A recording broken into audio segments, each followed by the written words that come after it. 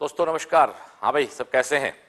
तो आज 10 अप्रैल 2020 वही जैसा मेरे स्टूडेंट्स से प्रोमिस कर रखा है कि नीट 2013 टू नीट 2019 तक के सारे पेपर का, फिजिक्स के पेपर का सॉल्यूशन अब मुझे आपको देना है। तो दोस्तों 5 अप्रैल को हम लोग स्टार्ट हुए थे, तो 5 से लेकर 9 अप्रैल तक के सारे वीडियो अपलोड हो चुके हैं। आज 10 अप्रैल को हम लोग हीट वाले पार्ट को कवर करेंगे, जिसमें केटीजी है, थर्मोडायनेमिक्स है, थर्मोमीट्री है, आपका हीट कंडक्ट ट्रांसफर है, वो सब इसमें शामिल है। ठीक है जी।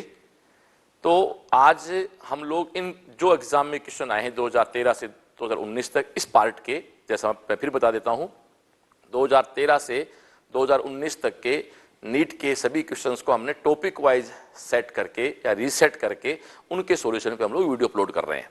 ठीक है डियर। तो आज का हमारा जो वीडियो है वो हीट, मैं हीट बोलता हूँ, मेरी लैंग्वेज में हीट बोलता हूँ, चाहे वो केटीजी हो, चाहे थर्मोडायनेमिक्स हो, चाहे हीट ट्रांसफर हो। मेरा एक टाइटल है हीट। तो हीट के नाम पे आज हम एक वीडियो अपलोड करेंगे, जिसमें दोस्तों 112 से क्वेश्चन स्टार्ट होके और ये क्वेश्चन जाएंगे 153 तक।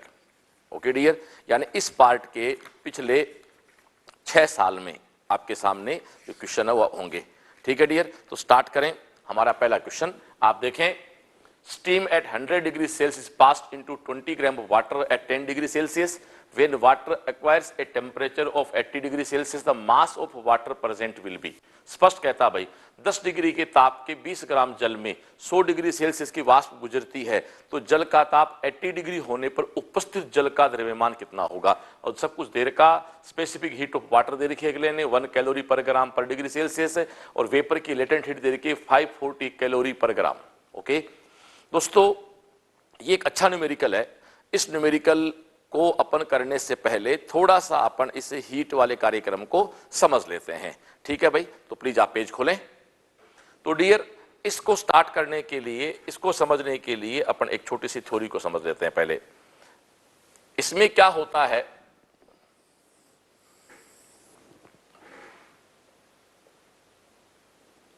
एक स्टैंडर्ड ग्राफ है।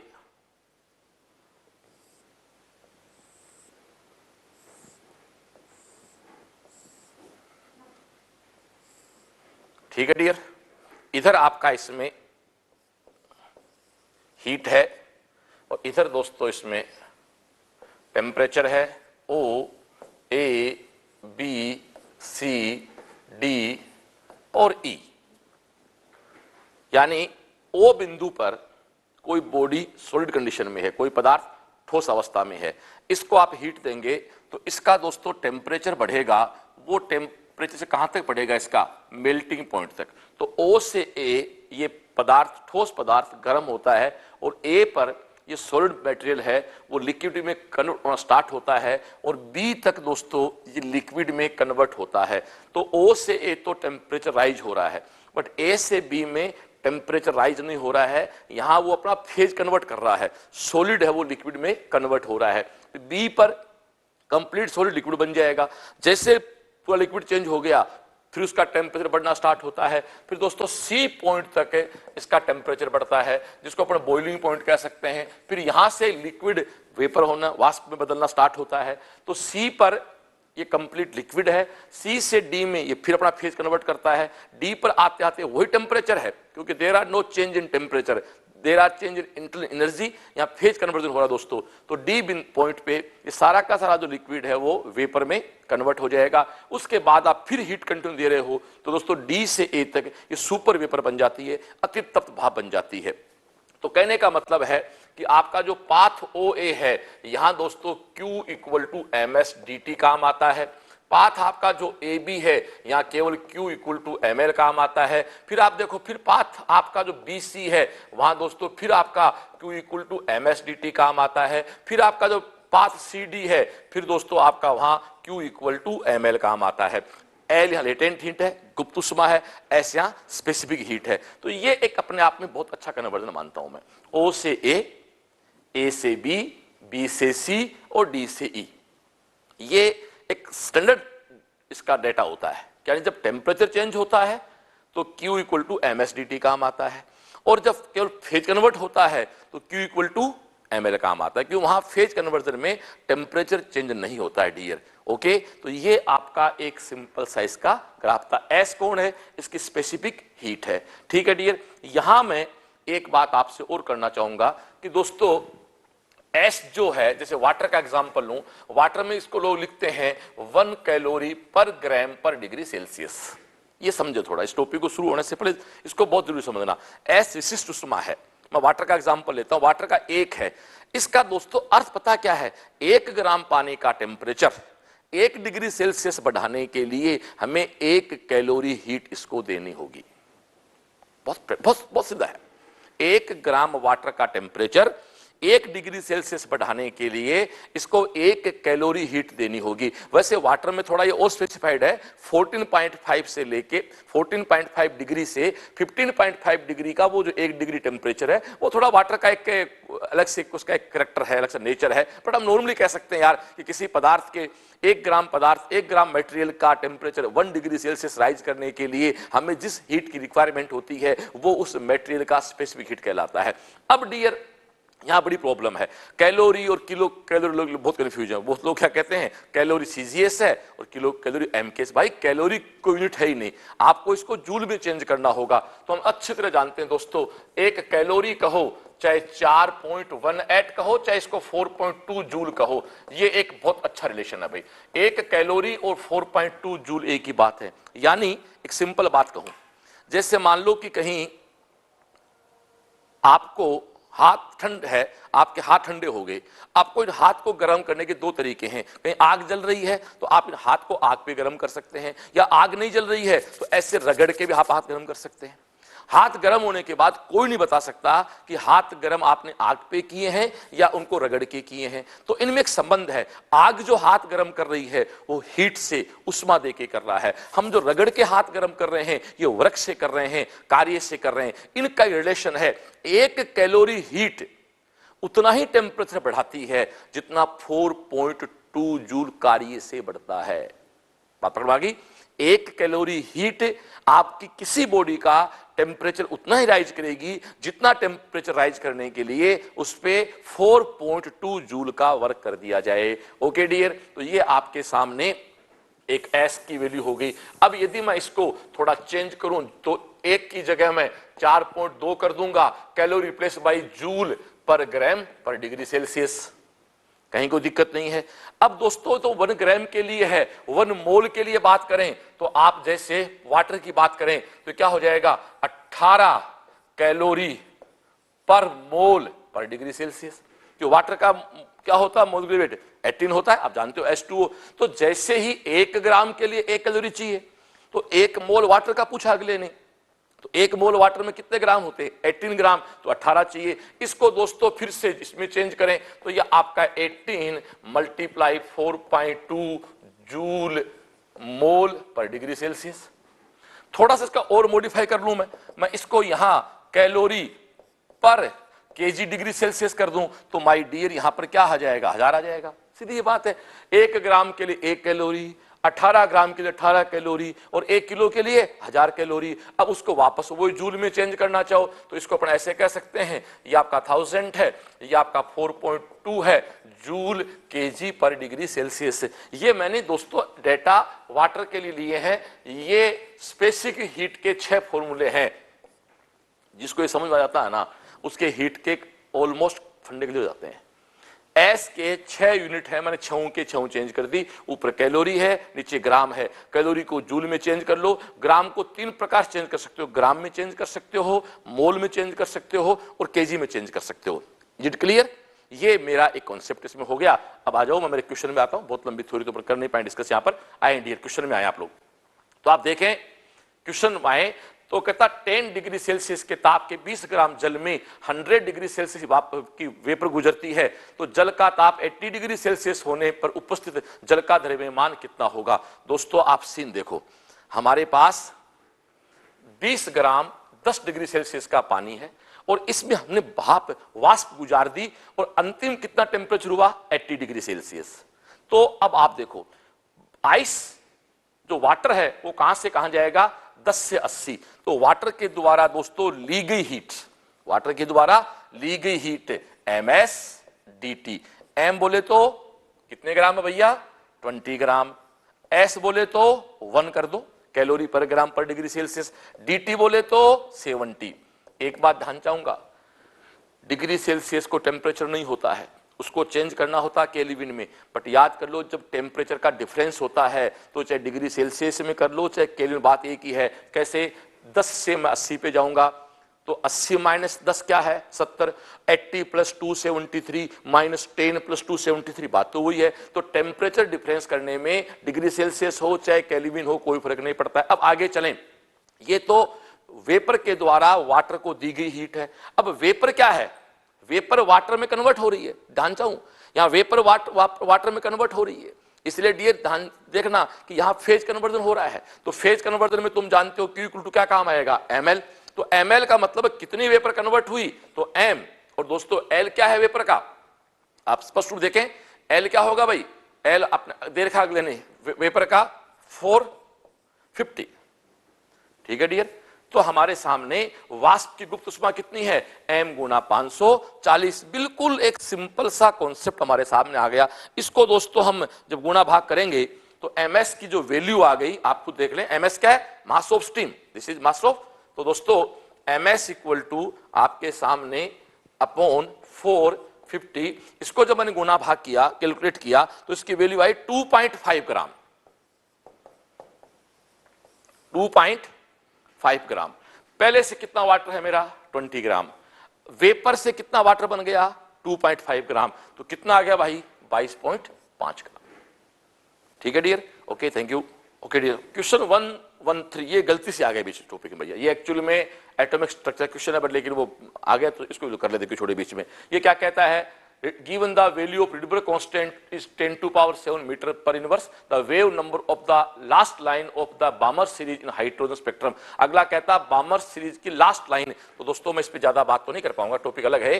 तो अपन जानते हैं कि यहां इसमें कौन बनता है? लाइमन। इसमें कौन बनता है? बामर। तो बामर में N1 की वैल्यू क्या होगी? 2। लास्ट लाइन का मतलब N2 कहां से आएगा? इन्फिनिटी से आएगा। आ जाओ, 1 बट्टे लेमडा को अपन जानते हैं कि न्यू बार कहते हैं, ये R 1 by N1 square minus N2 square.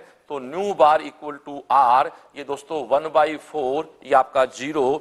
तो nu bar equal to R/4। R की वैल्यू अगले दी है 10 टू पावर 7, तो 10 टू पावर 7/4। 4 को ऊपर लेके जाओगे 0.25 बन जाएगा। तो आंसर आपका सेकंड आ गया। 113 का दोस्तों आंसर 2 हो गया। प्लीज ये एटॉमिक स्ट्रक्चर क्वेश्चन है, भूल से कहीं आ गए तो इसको भी कर दिया, खास बात नहीं है। हम जानते हैं ना बामर सीरीज का N1 2 होता है, लास्ट कहां से आएगा? इन्फिनिटी से। N2 का मान इनफाइनाइट हो गया, वैल्यू पुट कर दी। बहुत सिंपल क्वेश्चन था, एग्जाम आया भैया ये।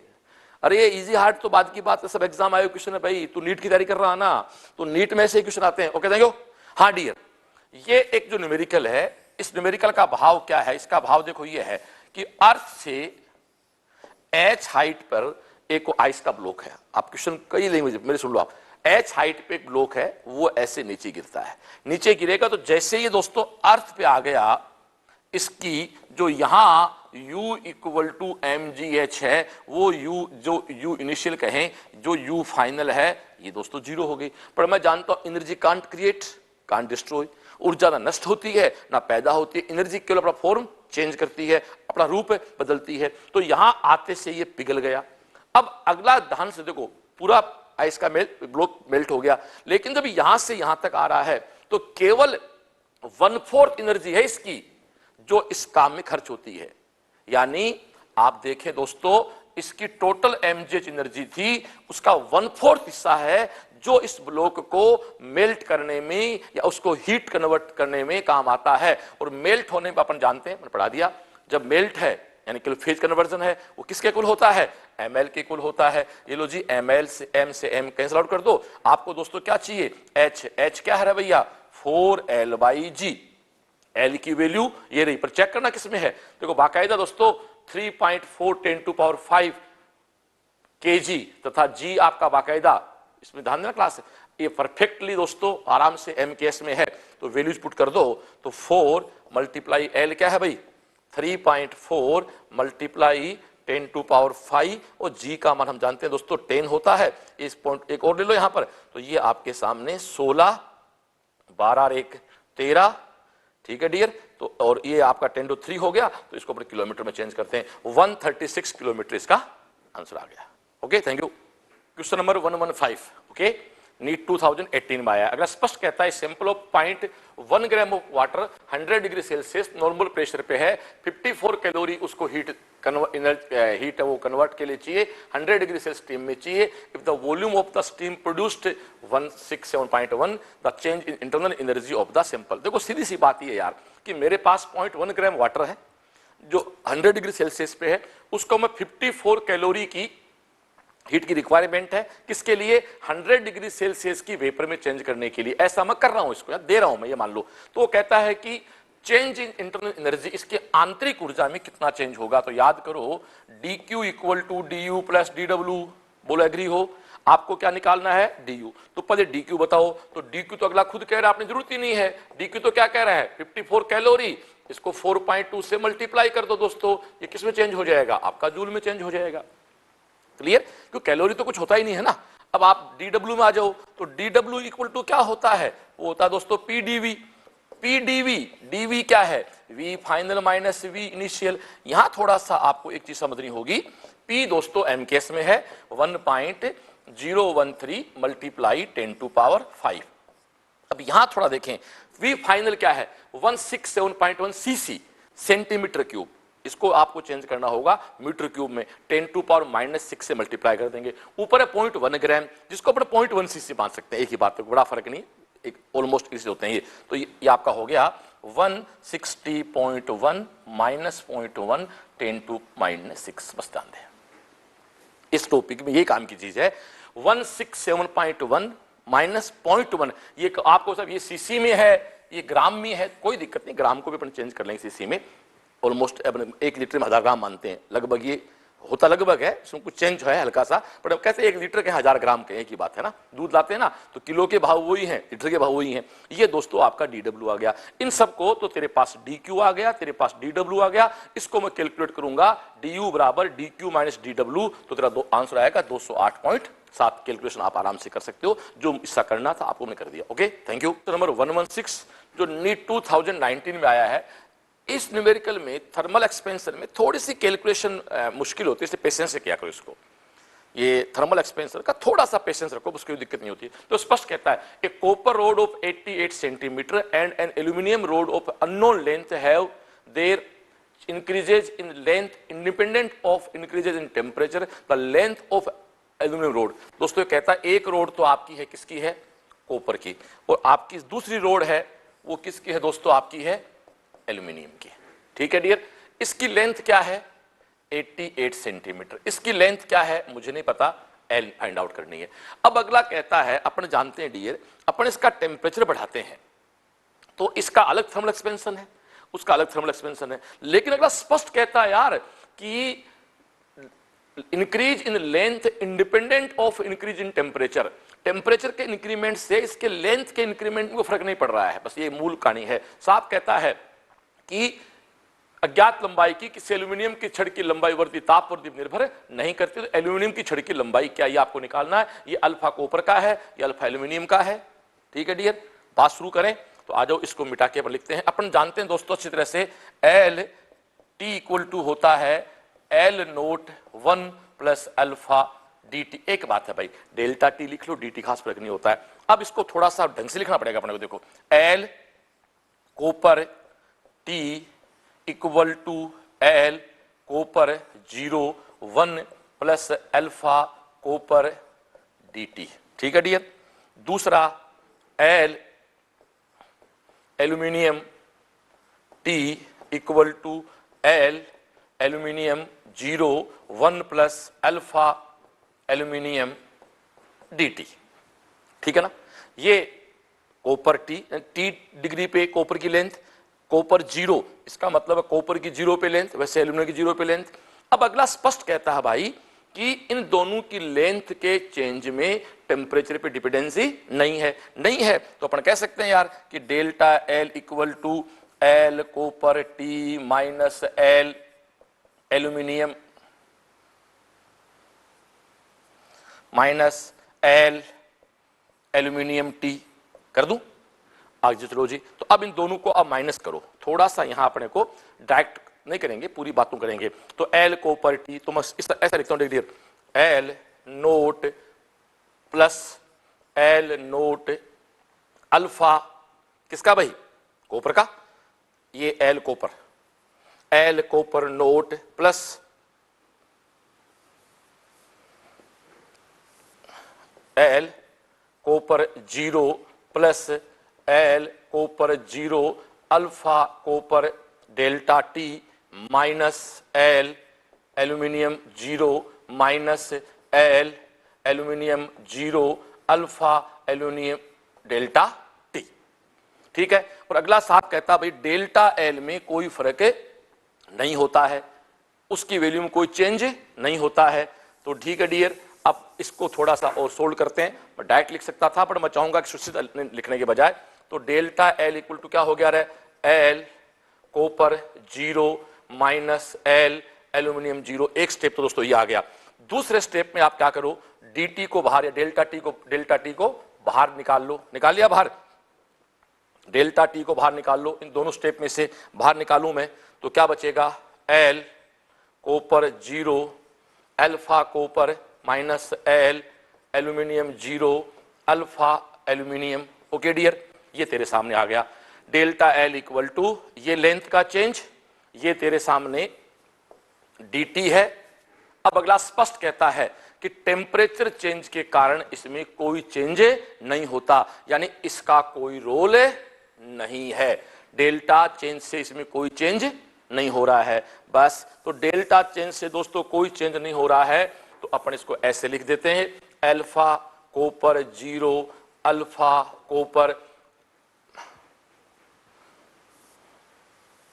Alpha copper minus L aluminium zero alpha aluminium equal to zero. Okay, बस हो गया, कोई दिक्कत ही नहीं। अब दोस्तों इनकी वैल्यू इक्वल कर लो, बराबर कर दो। तो आ जाओ भैया, L copper zero alpha copper equal to L aluminium zero alpha aluminium.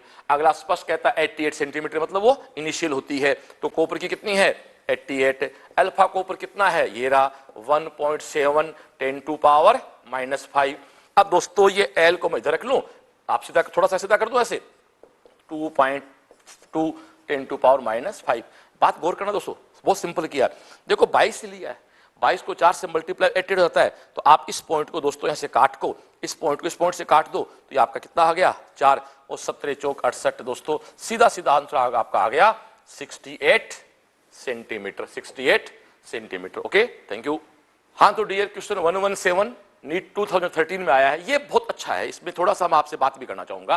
जो साफ कहता है, the molar specific heat of an ideal gas at constant pressure and volume are denoted CP/CV respectively, gamma CP/CV, R is the universal gas constant, CV is equal to. दोस्तों CV की value put करनी, page खाली करने please. इसमें ये वास्तव में बहुत प्यारी चीज दोस्तों। देखो इसमें दो रिलेशन है, CP - CV equal to R और गामा इक्वल टू CP/CV और गामा इक्वल टू 1 + 2/f। लो, ये बार बार आगे 5-6 क्वेश्चन ये काम आएगा, देखना। CP कांस्टेंट प्रेशर पे specific heat, CV constant volume पे specific heat, R gas constant जो फिक्स होता है, gamma ratio of CP/CV, F degree of freedom. Gamma equal to 1 + 2/f जो ना, वो डिग्री ऑफ फ्रीडम है, जो मोनो एटॉमिक गैस के लिए 3 होती है, डायटोमिक के लिए 5 होती है, ट्राई के लिए दोस्तों वो 7 भी होती है और 6 भी होती है। वो डिपेंड करता उसका स्ट्रक्चर क्या है। खैर अपन वहां तक नहीं जाएगा, इतनी बात रखे। एफ जो डिग्री ऑफ फ्रीडम है, जो मोनो एटॉमिक के लिए 3 और डायटोमिक के लिए 5 होती है। आ जाओ डियर, क्वेश्चन पे आ जाओ। क्या कहता है क्वेश्चन, हमें स्पष्ट कहता है क्वेश्चन कि आपको CV को इस रूप में निकालना है। निकाल दो यार, क्या दिक्कत है, आ जा। CP - CV equal to R, gamma equal to CP/CV। स्पष्ट रूप से मुझे यहां से CP गायब करना है। अब ध्यान दो, CV पूछा है ना, तो आंसर में R गामा, तो CP गायब कर दो। तो क्या है CP, CP क्या है, gamma CV - CV equal to R। तो दोस्तों CV कॉमन ले लो, ये क्या है, gamma minus equal to R। तो तेरे सामने स्पष्ट रूप से आ गया ना भाई, CV equal to R gamma -1 R gamma -1। तो 117 आंसर क्या आ गया, 4। Okay, thank you.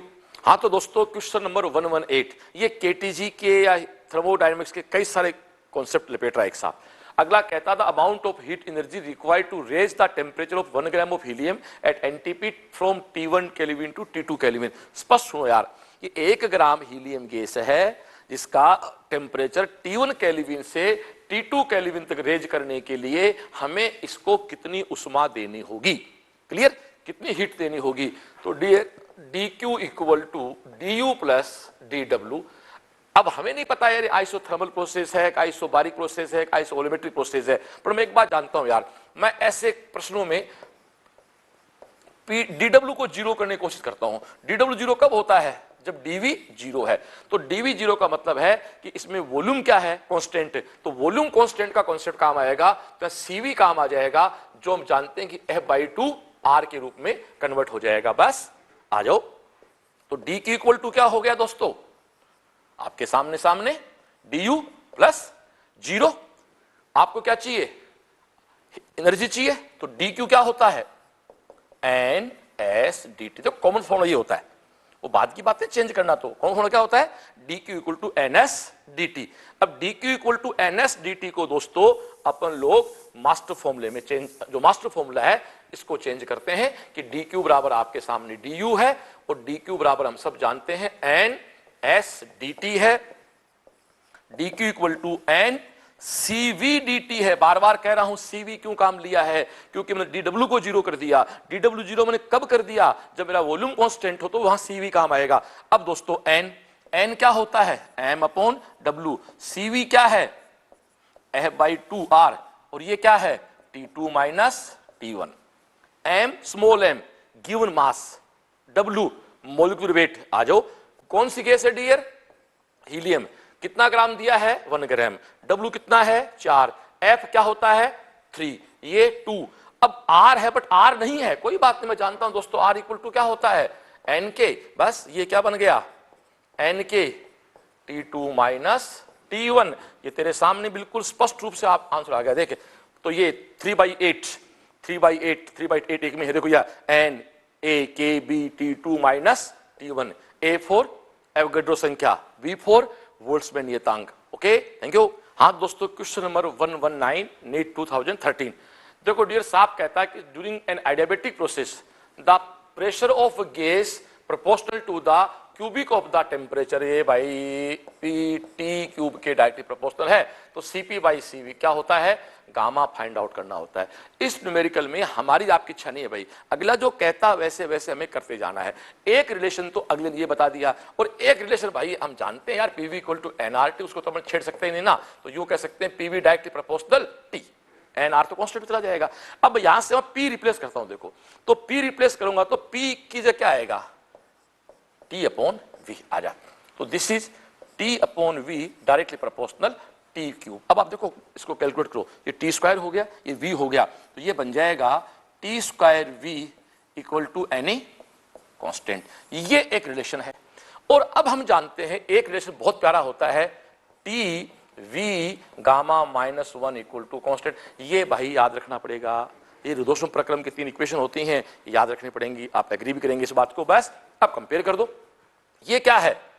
T square V equal to constant. अब यहां T पर कोई पावर 1 है तो इसकी T की पावर 1 करना चाहो तो T V 1/2 equal to constant.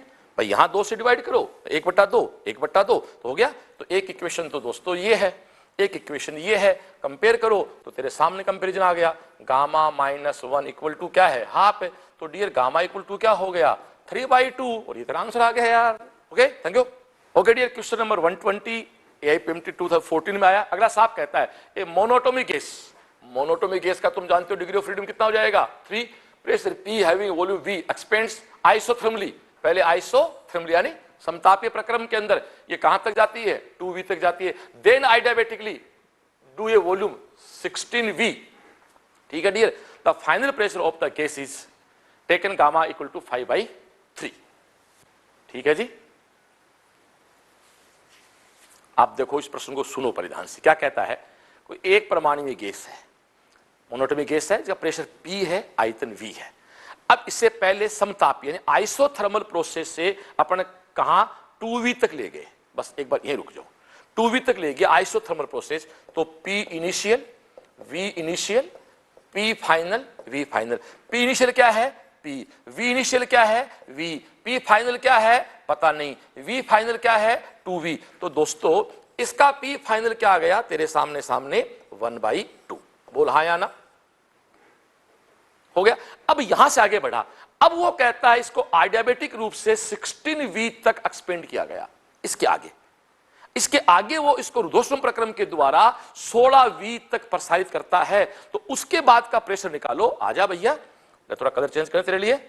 देख उत्तर है P1 V1 gamma equal to P2 V2 gamma. पहले प्रोसेस का फाइनल, इस प्रोसेस का इनिशियल, तो उसका फाइनल क्या है? 1/2। तो P का मान क्या है? 1/2। इसका V क्या है? याद कर, कहां खड़ा था ये? 2v पे। यस, तो 2v की पावर गामा। P ये आपको निकालना है। V2 क्या हुआ? 16v। ओके, साथ दे मेरा ईमानदारी से, ये तेरा गामा, ठीक है, इसको मिटा दूं मैं। आजा, अब देख, ये तेरा 1/2 2v gamma P 16v gamma. अब तेरे को दोस्त P निकालना है ना, तो देख P को उधर रख, इधर ले ले। ये तेरा 1/2, ये तेरा 2v अपॉन 16v की पावर गामा। v से v कैंसिल आउट, 1/2, ये 1/8 की पावर गामा। यहां बायोलॉजी के बच्चे ध्यान देना भाई, 1/8 गामा की वैल्यू है 5/3। तो इसको मैं थोड़ा अलग सोल्ड कर दूं, कलर चेंज करके। 1/8 को 5/3 में तू ऐसे कन्वर्ट कर। कैसे? पहले 1/8 का तू 1/3 कर, 1/3 करने के बाद उसका 5 कर, तो 1/8 का 1/2 होता है। 2 का 5, 2 4 8 16 32। तो डियर ये तेरे सामने आ गया 1/2 मल्टीप्लाई 1/32, 1/32। थोड़ा लिखने में दिक्कत होती है इस बोर्ड पे कई बार। 1/2 1/32, इट बिकम्स 1/64, 1/64 यानी 1/p/4। 1 का मतलब यहां पहले का p/64। तो आंसर दोस्तों क्या हो गया? थर्ड। Okay, thank you. हाँ, तो डियर क्वेश्चन 121, इसका सीधा फॉर्मूला है, उसी बात करेंगे। This is mean free path. ये फॉर्मूला होता है n/√2 पाई d स्क्वायर v। d कहो चाहे r कहो, डिस्टेंस ये डायमीटर है, व्यास, उससे मॉलिक्यूल का, पार्टिकल का डायमीटर लिया है, जिसको आप रेडियस कहें चाहे डायमीटर कहें, कोई फर्क नहीं पड़ने वाला है। तो अगला साहब कहता है the mean free path of molecule of a gas radius r is inversely proportional to. तो दोस्तों सिंपल सा है, इनवर्सली प्रोपोर्शनल लिख दिया पहले से, ये r² के इनवर्सली प्रोपोर्शनल है। प्लीज ये फॉर्मूला आपको याद ही रखना होगा। इसमें इतना याद रखो, लैम्डा डायरेक्टली प्रोपोर्शनल r²। ये अब तक एग्जाम एक बार आया 7 साल में केवल, और सीधा आया इसके। Okay, thank you. हाँ, तो डियर क्वेश्चन नंबर 122, ये अपने आप में बहुत अच्छा क्वेश्चन है, सारी बातें लपेट देगा। देखो, ये तो एक अपने बात कह रहा है कि गामा की वैल्यू आपको दी हुई है और डिग्री ऑफ फ्रीडम एन, जिसको मोर एफ कहते हैं हम लोग, एन से कंफ्यूज होता है कि हमारे दिमाग में डिग्री ऑफ फ्रीडम एफ ही रहता है। एफ और गामा का एक रिलेशन निकालना है। देखो यहाँ बहुत से रिलेशन है, मैं सबसे लिखता हूँ बोर्ड, अपना दो बन जाएंगे। सबसे पहला रिलेशन बनता है इसमें Cp minus Cv equal to R, कोई दिक्कत नहीं। Cv इक्वल टू F/2R, और गामा इक्वल टू एक संबंध बनेगा 1 + 2/f, जो आपको निकालना है। ये अपना आप निकल जाए, देखना। Cp minus Cv equal to R, और Cv इक्वल टू F/2R, और एक आप और जानते हो, गामा इक्वल टू क्या होता है? Cp/Cv। बस इतनी चीज है, ये घूम के आती रहती है आपस में। वैसे तो अल्टीमेट याद रखना है कि गामा इक्वल टू 1 + 2/f होता है भैया, याद रखना होता है। फिर भी चलो देख लो, आप ऐसा करो, इसको Cv से डिवाइड करो, इसको Cv से डिवाइड करो, तो ये क्या बना? Cp/Cv minus Cv/Cv equal to R/Cv। ठीक है डियर, कर दिया। तो क्या बना तेरा ये? Cp/Cv क्या बना? गामा माइनस 1 इक्वल टू क्या बना? R/Cv। अब मैं जानता हूं Cv इक्वल टू क्या होता है? F/2R। Cv equal to F/2R, तो gamma minus 1 equal to R F/2R। R cancel out हो गया, तो भैया तेरे सामने आ गया गामा इक्वल टू, उधर ले जाए इसको, तो 1 + 2/f, gamma equal to 1 + 2/f। But ये तेरे को सारे याद रखने होंगे, CP क्या है, CV क्या है, गामा क्या, ठीक है, okay, thank you. Question number 123, ये दोस्तों KTG का एक अच्छा क्वेश्चन है। KTG गैसों का गत्यात्मक सिद्धांत, काइनेटिक थ्योरी ऑफ गैसेस। इसमें क्वेश्चन पढ़ने से पहले बात बता दूं मैं कि VRMS जो होता है, रूट मीन स्क्वायर वेलोसिटी जो होती है, उसका प्रेशर के साथ कोई रिलेशन नहीं होता है। वो रिलेशन क्या है, सबसे पहले उसकी बात कर लें। क्वेश्चन तो आप लोग अभी पढ़ लोगे मेरे साथ साथ। दोस्तों एक फॉर्मूला होता है 3RT/कैपिटल M, या दोस्तों एक फॉर्मूला होता है VRMS इक्वल टू 3kT/स्मॉल m। ये गांठ बांध लो, पूरी KTG में काम आएगा।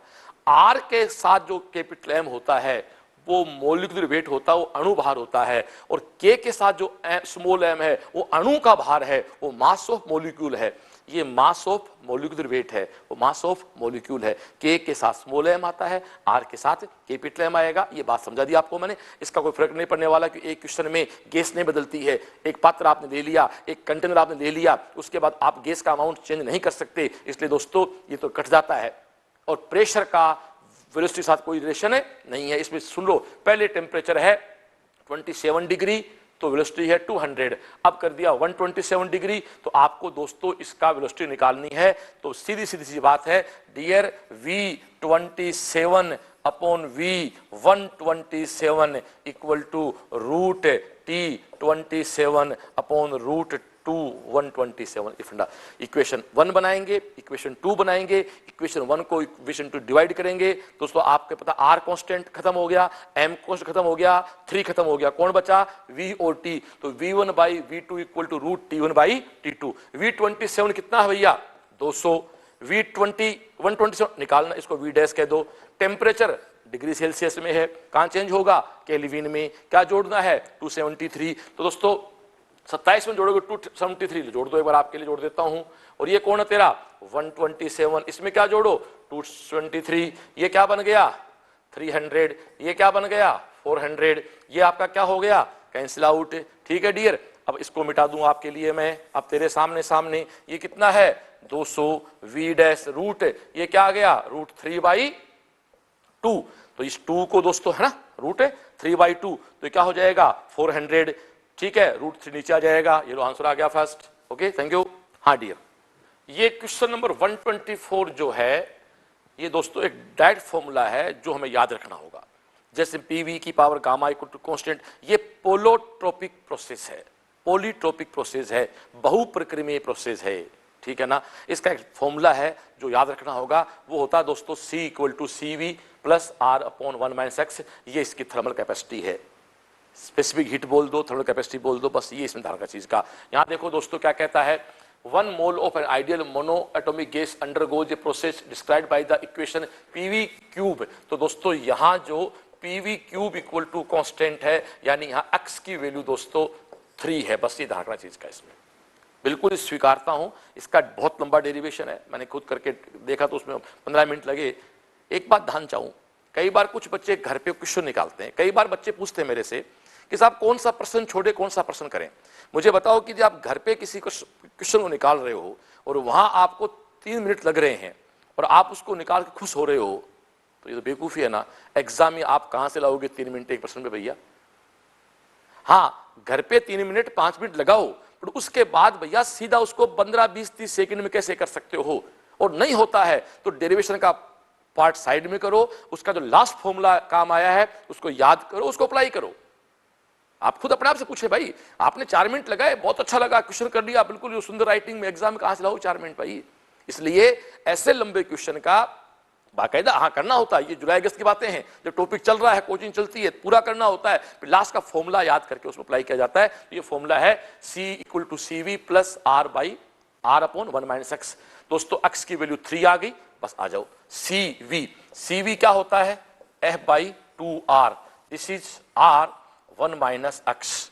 ठीक है डियर, अब आप देखो F क्या है, 3, तो कौन सा गैस है, मोनोएटॉमिक। 3/2R plus R/1 - 3। ठीक है डियर, तो C इक्वल टू 3/2R। ये दोस्तों तेरे सामने क्या है, 1 - 3 का मतलब माइनस R/1 2, तो दोस्तों 3/2 R में से R/2 गया, तो दोस्तों केवल R बच गया। ये बहुत अच्छा क्वेश्चन है, डायरेक्ट आता है और डायरेक्ट आएगा। ठीक है डियर, ओके, थैंक यू। दोस्तों क्वेश्चन नंबर 125 एक सिंपल प्रॉब्लम है। वो कहता है कोई आइडियल गैस है, किसी कंटेनर में पैक होती है गैस, जानते हो, P है, V है, T है, और एक बात ध्यान देना, उसके प्रत्येक मॉलिक्यूल का मास क्या है, m है। ये ध्यान, मेन चीज में ये है दोस्तों, the mass of each molecule of gas is m। Small m जो है यह किसको बता रहा है, उस गैस के एक मॉलिक्यूल के मास को बता रहा है, बस ये याद रखना। यहां थोड़ा मोल की बात आपसे मैं कर लेता हूं। देखो मेरे पास दो स्टैंडर्ड फॉर्मूले होते हैं, एक होता है PV = nRT और एक मेरे पास होता है PV = nKT। यदि R के साथ जो n है ये दोस्तों बताता नंबर ऑफ मोल को, और K के साथ जो n है वो बताता नंबर ऑफ मॉलिक्यूल को। मोल के बारे में एक सिंपल सा फॉर्मूला बताऊं आपको मैं। एक आदमी कहता है मेरे पास 8 ग्राम ऑक्सीजन है, मेरे पास 8 ग्राम ऑक्सीजन है, तो बताओ कितने मोल हुआ, 1/4 मोल हुआ। क्यों, ऑक्सीजन का मॉलिक्यूलर वेट कितना है, 32। तो दोस्तों मोल बराबर होता है given mass upon molecular weight. Given mass क्या है, 8, वेट क्या मॉलिक्यूलर ऑक्सीजन का, 32, 8/32, 1/4। क्लियर हो गया, बस अब आगे बढ़ाते हैं इसको। देखो हमें इसकी बात नहीं करनी है। अब आप देखो दोस्तों, PV = n, n क्या है जी, मोल। मोल क्या होता है, given mass upon molecular weight. माना गिवन मास क्या है गैस का, m upon W, molecular weight को अपन का W कह देते हैं। R क्या होता है दोस्तों, NK, और ये आपका T। अब इसको हमें मॉडिफाई करना पड़ेगा हमारे क्वेश्चन के अकॉर्डिंग। NKT, W क्या है, ध्यान दे क्लास, W इसका मॉलिक्यूलर वेट है, एक मोल का वेट है। एक मोल में कितने होते हैं मॉलिक्यूल, n के बराबर। एक मॉलिक्यूल का मास क्या है भैया, स्मॉल m। तो स्मॉल m को यदि मैं कैपिटल N से गुणा कर दूं तो क्या हो जाएगा, इस प्रश्न का W हो जाएगा। तो जो W लिखा हुआ है वहां मैं स्मॉल m गुणा n लिखूंगा तो मेरा काम हो जाएगा। अब दोस्तों P को यहां रखो, आप देखो डियर, इस n से n कैंसिल आउट कर दो, ये तेरा कैपिटल M है, ये V आ गया, ये तेरा K वहां है, ये तेरा T वहां है, ये क्या है, गिवन मास अपॉन वॉल्यूम, ये तेरी डेंसिटी हो गई। तो दोस्तों P = D K T upon small m। तो दोस्तों D = क्या बन गया, MP upon KT, MP upon KT। दोस्तों इसका फर्स्ट आंसर हो गया, और ये क्वेश्चन वास्तव में बहुत सेक्शन बन गया अपने आप में। Okay, thank you. हाँ तो डियर क्वेश्चन नंबर 126 अगला साहब कहता है कि कोई गैस का एक मिक्सर है T टेम्परेचर पे, उस पे 2 मोल ऑक्सीजन है और 4 मोल ऑर्गन है, और इसने कहता है कि इसकी जो डिग्री ऑफ फ्रीडम है ड्यू टू वाइब्रेशन टाइप वो सब इग्नोर कर देता है। तो इस सिस्टम की टोटल इंटरनल एनर्जी बताएं। तो दोस्तों दो गैसों का मिश्रण है, टेम्परेचर आप जानते हो एक मिक्सर के कभी दो हो नहीं सकते, एक कांस्टेंट टेम्परेचर पे है। तो इसकी जो इंटरनल एनर्जी है U = होगी दोस्तों U1 + U2, और U1 अपन जानते हैं क्या होगा, N1 CV1 T plus N2 CV2 T। T के पीछे 1 2 नहीं आएगा क्योंकि इसके दो नहीं हो सकते। अब N1 अपन जानते हैं पहले किसके लिए है, ऑक्सीजन के लिए, कितना हुआ 2। CV1 क्या होता है हम जानते हैं F/2, तो F1/2 कर दो। T N2 कितने मोल है भैया जी, अगला साहब कह 4 मोल, मल्टीप्लाई F2/2 मल्टीप्लाई T आ जाए डियर। U =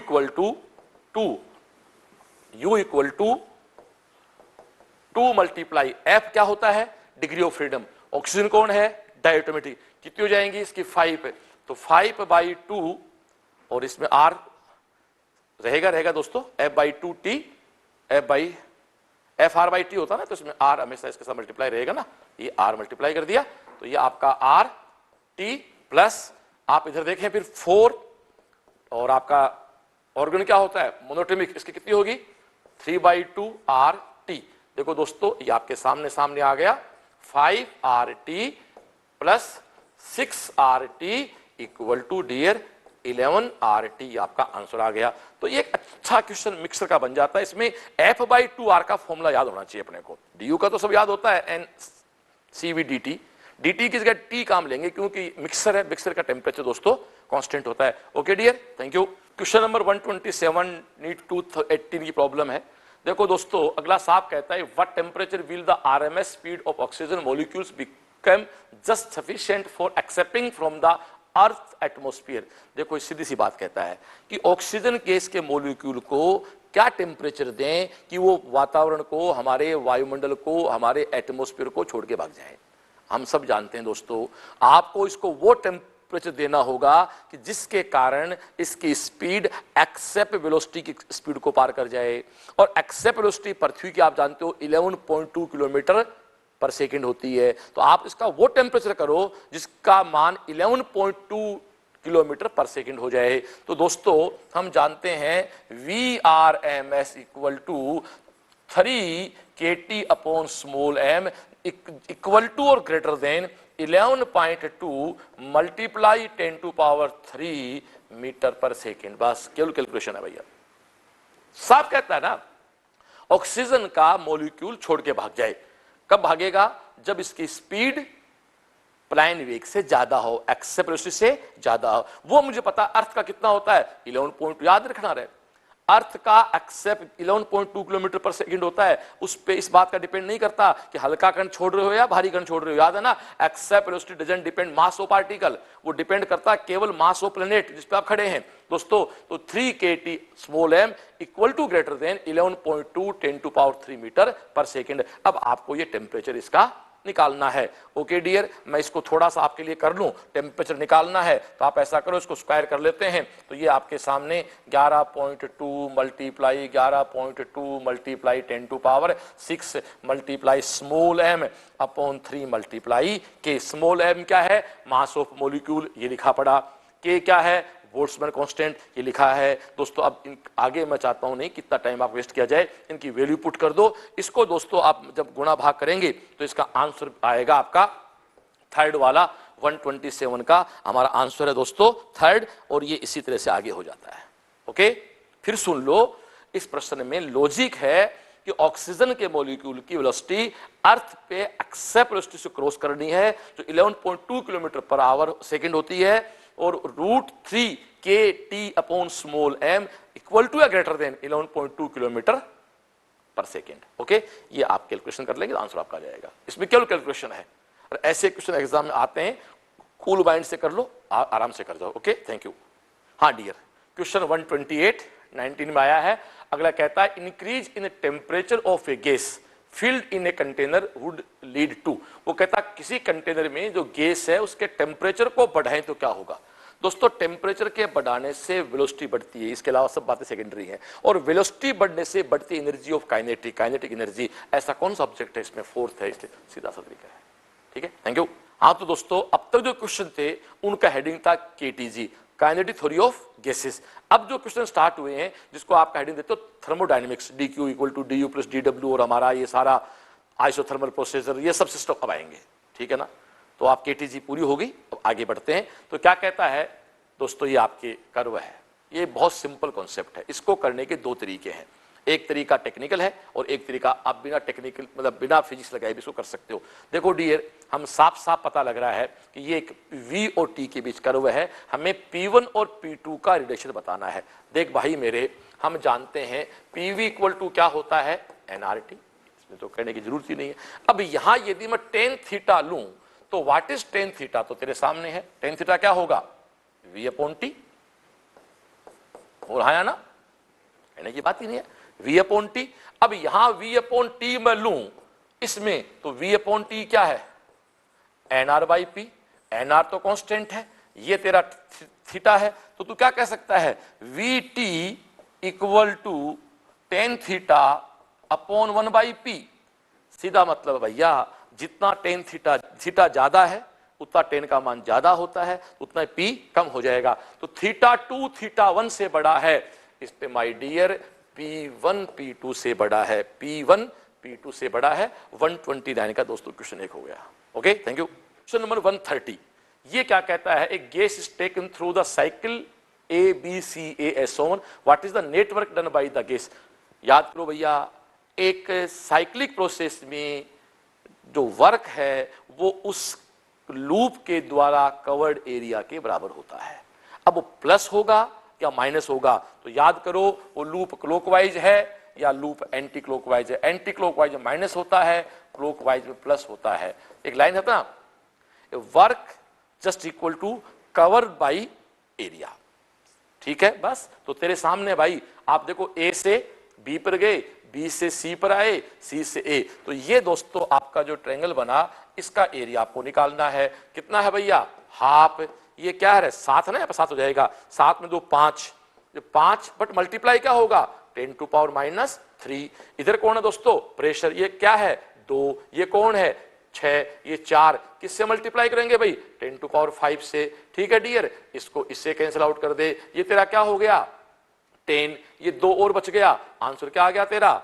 1000। अब 1000 दोस्तों लकीली अकेला ही है। यदि यहां पूछ लेता प्लस या माइनस से तो तेरे सामने सामने ये लूप तेरा कैसा है भैया? क्लॉकवाइज है, तो ये क्या होता? पॉजिटिव होता। बट इसमें ऑलरेडी एक ऑब्जेक्ट है, जैसे यहां मान लो एक ऑब्जेक्ट प्लस 1000 होता और एक -1000 होता तो आप टिक किस पर लगाते? +1000 पे। Okay, thank you. Question number 131 जो नीट 14 में आया है दोस्तों, वही क्वेश्चन है। अगला साफ कहता है a thermodynamic system undergo cyclic process A B C D A as shown in figure, the work done by the. दोस्तों आपके सामने सामने देखो, ये एन है, ये एस है। यहां जितना वर्क होगा उतना ही वर्क यहां होगा, क्योंकि दोनों की आपको साइज इक्वल लग रही है। बट एक में पॉजिटिव है, दूसरा उतना नेगेटिव है। दोस्तों वर्क एक स्केलर क्वांटिटी होती है। +5 -5 कितना हो जाता है? 0। तो भाई इसका आंसर क्या हो गया रे? 0। इसमें पेन नहीं चलता। इसमें ऊपर का एरिया, ये एरिया इक्वल है। अपोजिट खुद देखना, ये कौन है? उल्टे ना, 0 हो जाएगा। Okay, thank you.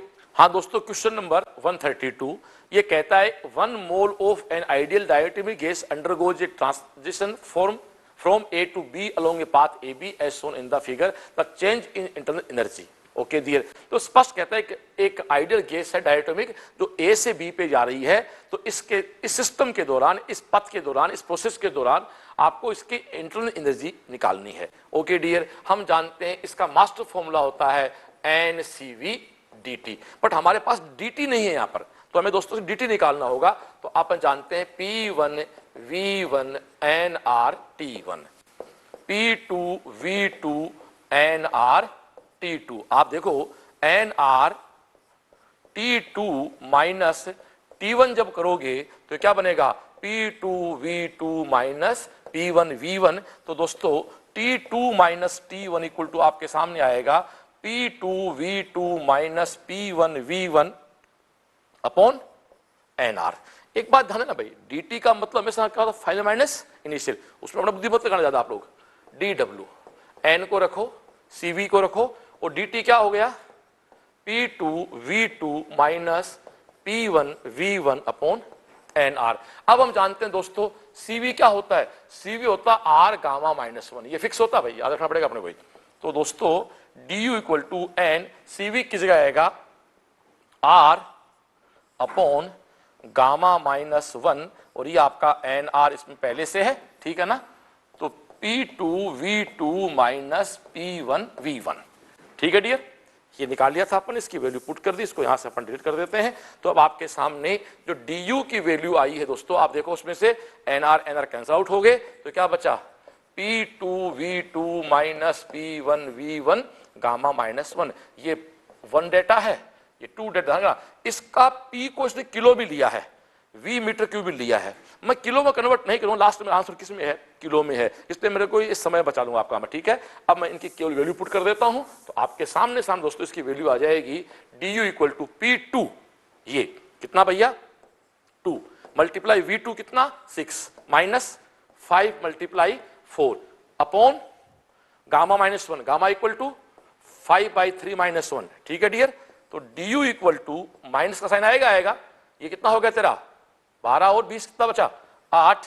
दोस्तों ये आपका 3 5 पे -3 equal to -8/1 equal to 3/2। Okay dear, 4, तो ये -12 आ गया, और माइनस का साइन है, किलो मैंने कहा ना, मैंने वहां चेंज नहीं किया था, तो -12 किलो जूल आंसर आ गया। Okay, thank you.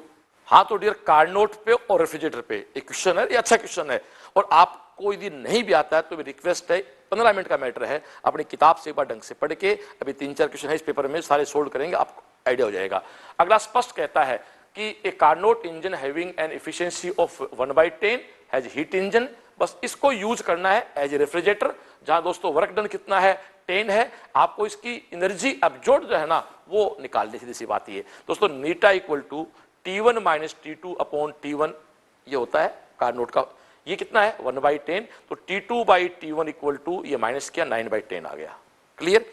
अब आप आओ रेफ्रिजरेटर पे, वहां बीटा इक्वल टू होता है T2 upon T1 minus T2 equal to Q by W। Q क्या है फाइंड आउट करना, W कितना है 10 जूल। इन सब की वैल्यू पुट करेंगे दोस्तों तो हमारा आंसर आएगा 90 जूल। मैं मानता हूं बहुत इजी अप्रोच है, इसमें ज्यादा मल्टीप्लिकेशन नहीं है, ये दो फॉर्मूले हैं याद रखने हैं और याद होते हैं।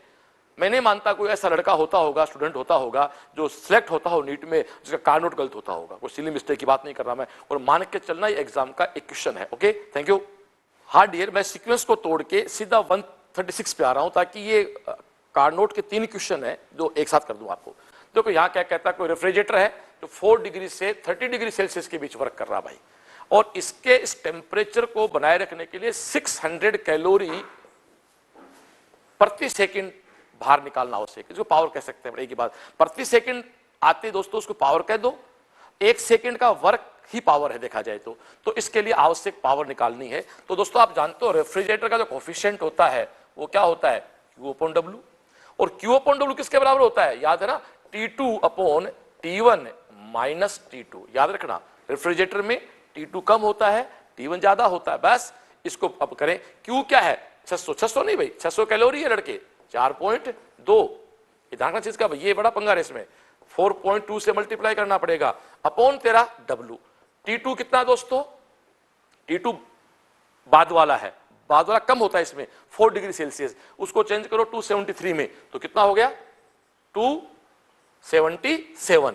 ये डिफरेंस है, डिफरेंस आप जानते हो फर्क पड़ता ही नहीं है। ये दोस्तों आपका आंसर आ गया। इसको हम जब गुणा भाग करते हैं, इसको दोस्तों से मल्टीप्लाई करेंगे तो आंसर आएगा 236.5।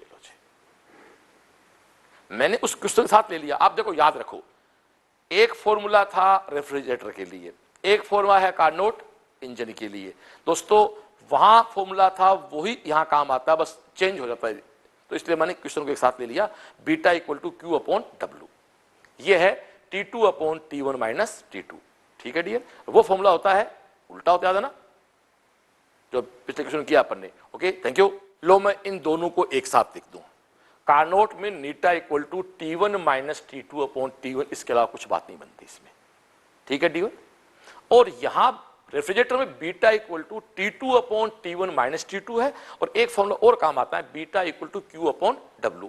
Q हीट है और W वर्क है, बस ये इतने फॉर्मूले इसके अंदर देखा जाए तो ये एक फॉर्मूला है। दूसरा, इनको थोड़ा सा आप यदि ढंग से देख लेते हो तो मैं नहीं मानता दिक्कत आती है। ठीक है डियर, ओके थैंक यू। अब हम अगले क्वेश्चन पे आते हैं जो 137 है, सेम है। क्या कहता है, कोई रेफ्रिजरेटर है जिसका टेम्परेचर T2 है, कमरे का टेम्परेचर T1 है, वही दोस्तों आप कहता है प्रति जूल विद्युत ऊर्जा वे होने का दोस्तों वही आपका सारा खेल निकालना है। इसमें कहीं कोई दिक्कत नहीं है, आप खुद कह रहे हो दोस्तों beta equal to Q by W। What is Q, आपने अभी लिखा है T2 upon T1 minus T2, तो दोस्तों Q अपॉन W। T2 क्या है आप खुद कहते हैं T2 डिग्री सेल्सियस है, तो उसको आप क्या जोड़ दो T2 प्लस 273, और दोस्तों इसमें कुछ नहीं करना आपको T1 माइनस T2। तो यही आपका क्वेश्चन हो गया, T2 में 273 जोड़ना है और नीचे दोस्तों इसको T1 माइनस T2 करना है। ये आपका आंसर नंबर 2 हो गया। तो मैं नहीं मानता इसमें कोई दिक्कत होती। ओके थैंक यू दोस्तों। क्वेश्चन नंबर 134 आ जाए।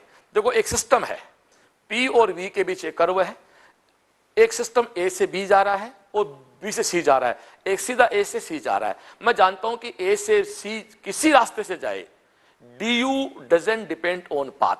ओके, du का पाथ से कोई रिलेशन नहीं होगा। अब मैं पहले पाथ ABC की बात कर लूं तो दोस्तों देखो जो पथ ABC है उस पे आप खुद कह रहे हो A से B पर गया तो कितना हिट दिया 400, B C पे कितना दिया 100, तो इस पथ पे दोस्तों DQ तो कितना हो गया 500। हमें इस पथ का DW निकालना है। इस पथ का DW क्या होगा, इस पथ का DW आप देखो A से B तो कोई वर्क होगा ही नहीं ना, कारण वॉल्यूम कांस्टेंट है, केवल B से C में दोस्तों वर्क होगा। तो B से C वर्क क्या होगा, इस लाइन के द्वारा कवर्ड एरिया। तो कवर्ड एरिया कितना है, ये 2 पर है, ये 4 पर, कितना डिफरेंस हुआ 2, ये 0 से 6 पे 12 हो गया ना, तो इसको मैं सीधा कर दूं 12 multiply 10 to power 4 multiply 10 to power -3, ये कितना बच गया दोस्तों 120। तो DW क्या आ गया 120, DQ क्या है 500। आप सब जानते हो ना DQ equal to DU plus DW, तो दोस्तों इसका DU निकाल लो, वो क्या आएगा DQ माइनस DW। DQ कितना 500, DW कितना 120, दोस्तों कितना बच गया 380। तो ध्यान दे क्लास से, DU का मान आ गया 380 जूल। क्लियर? यानी ABC पथ का, अब तक कहीं बोल दो तुम, A से C का DU 380 आ गया, यहां तक समझ आ गया ना, बस इसको मिटा देता हूं लो मैं। तो डियर अब AC पथ की बात करें अपन, तो AC पथ का आपने चाहिए क्या DQ, DU तेरे पास कितना आ गया 380। एक बात सुनना बच्चों, आप कहोगे सर आपने तो ABC पथ का निकाला है, अरे भाई A और C फाइनल पॉइंट और इनिशियल पॉइंट एक ही होते हैं ना, तो DU डिपेंड नहीं करता पाथ पे। ओके, इसका दोस्तों आपको DW चाहिए, किस पाथ का AC पाथ का। तो हम अच्छी तरह जानते हैं दोस्तों AC पाथ का DW क्या होगा, इसके द्वारा कवर्ड एरिया होगा। तो इसके द्वारा कवर्ड एरिया जो साफ दिखाई दे रहा है, ये दोस्तों इसके द्वारा कवर्ड एरिया है। हाँ तो डियर हम जो चल रहे थे कि AB से हम C गए, तो उस पाथ पे जो हमारा DU क्या आया था 380। अब आप जानते हो पाथ यदि आप AC भी लोगे तो DU की वैल्यू ही रहेगी, DU पाथ पे डिपेंड नहीं करता है। बस अब हमें क्या निकालना है, हमें AC पथ का दोस्तों DQ निकालना। ओके, तो DQ इक्वल टू क्या होगा दोस्तों DU प्लस DW।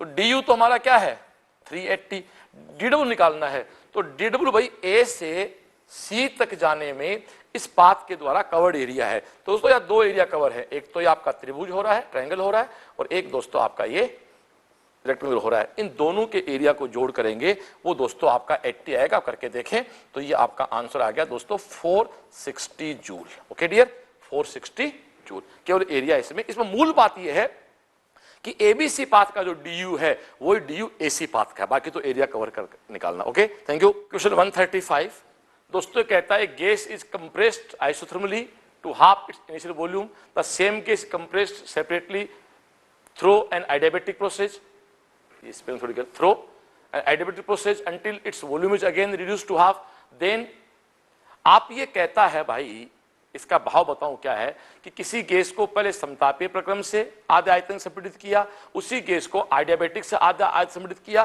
तो क्या होगा। तो मैं इस न्यूमेरिकल पे आने से पहले एक थ्योरी बताता हूं, प्लीज पेज खाली करें। ये दोस्तों 2 बहुत अच्छे क्वेश्चन है। देखो ये कोई कंटेनर है, इसका दोस्तों वॉल्यूम माना कि पहले V1 है और इसको ऐसे कंप्रेस करके इसके वॉल्यूम को आप V2 कर दो। इसके 3 प्रोसेस हैं, आप समतापी कर सकते हो, आप ऊर्ध्वश्म कर सकते हो, आप समदाबी कर सकते हो। यानी आप आइसोथर्मल में इसको हाफ कर सकते हो, एडियाबैटिक में हाफ कर सकते हो, और एक आइसोबार में हाफ कर सकते हो। अलग अलग प्रोसेस के अकॉर्डिंग आप इसको करोगे तो डियर इसका जो कर्व बनता है वो आप देख लो PV। सबसे पहले आप आइसोथर्मल की बात करो तो सपोज करो आप यहां से यहां आगे, थोड़ा सा ये अच्छा क्वेश्चन है भाई।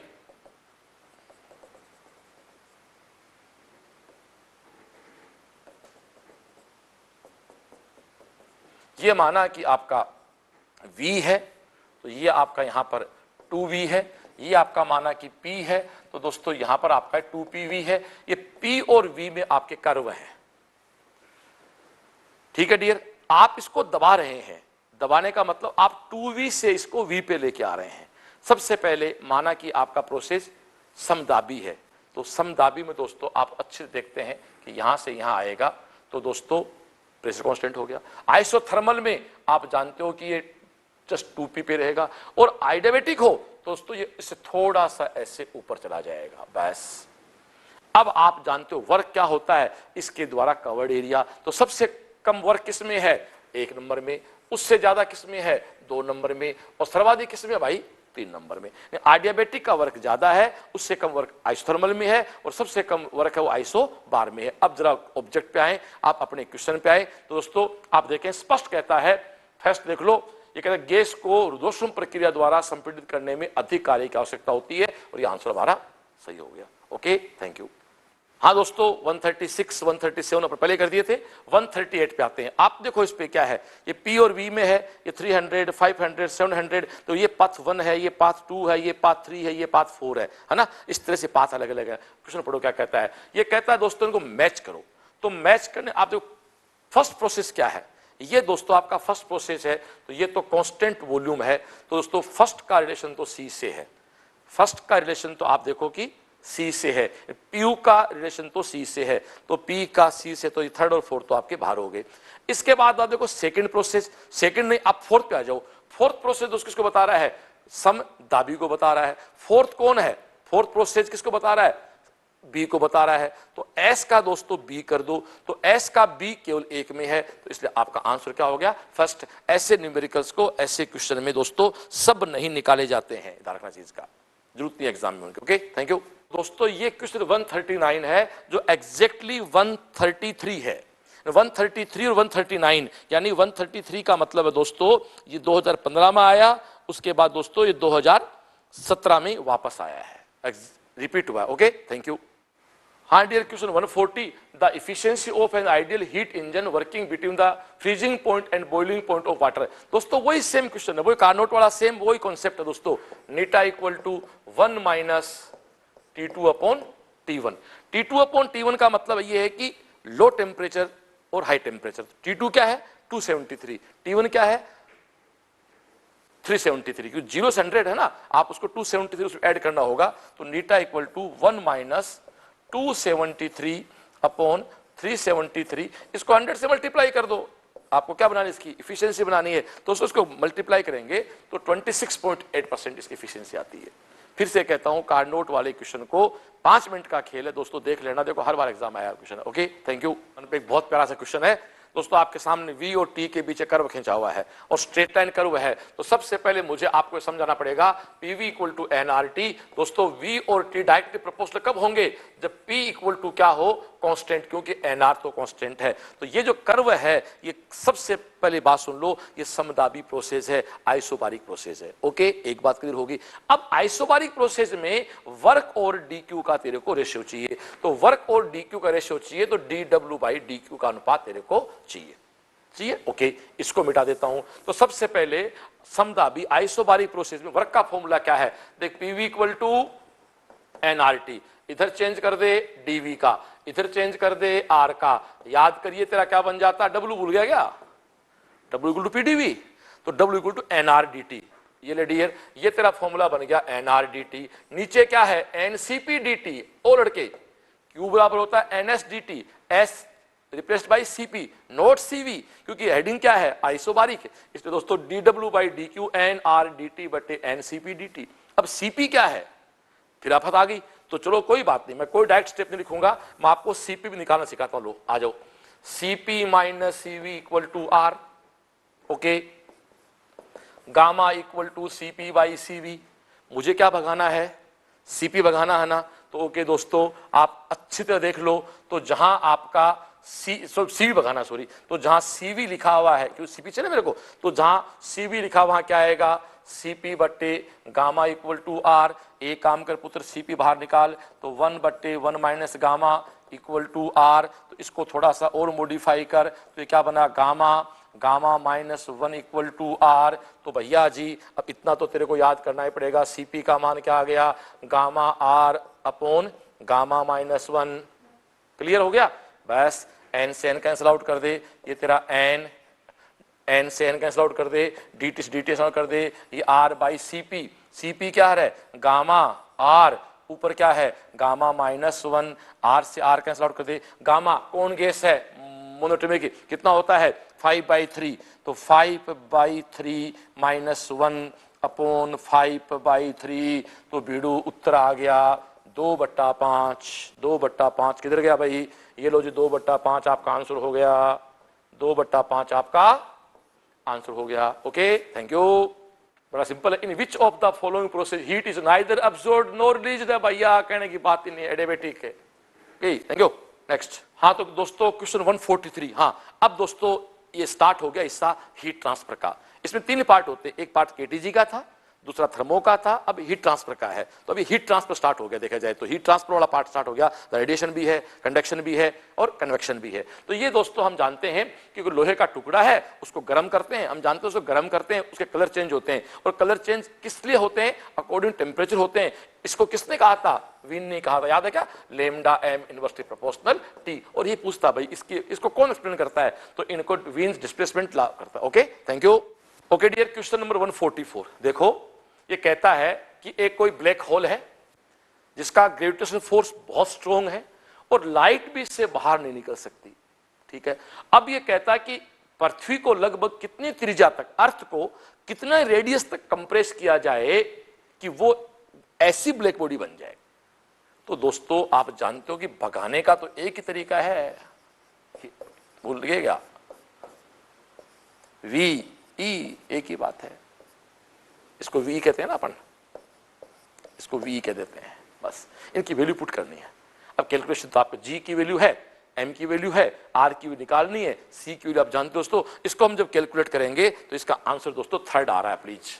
तो ये मैं चाहूंगा कि अपने हिसाब से आप लोग इसको कर लें। क्वेश्चन 145 बिल्कुल एक क्वेश्चन नहीं, ये अपने आप में एग्जाम भैया फिक्स प्रॉब्लम है, कॉन्सेप्ट है पूरा अपने आप में। तो क्या है कि जल की कोई अमाउंट है, 70 से 60 ठंडा करने में 5 मिनट लगते हैं, तो 60 से 54 में फिर 5 मिनट लगते हैं। तो बताओ सराउंडिंग एटमॉस्फेयर का टेम्परेचर क्या है?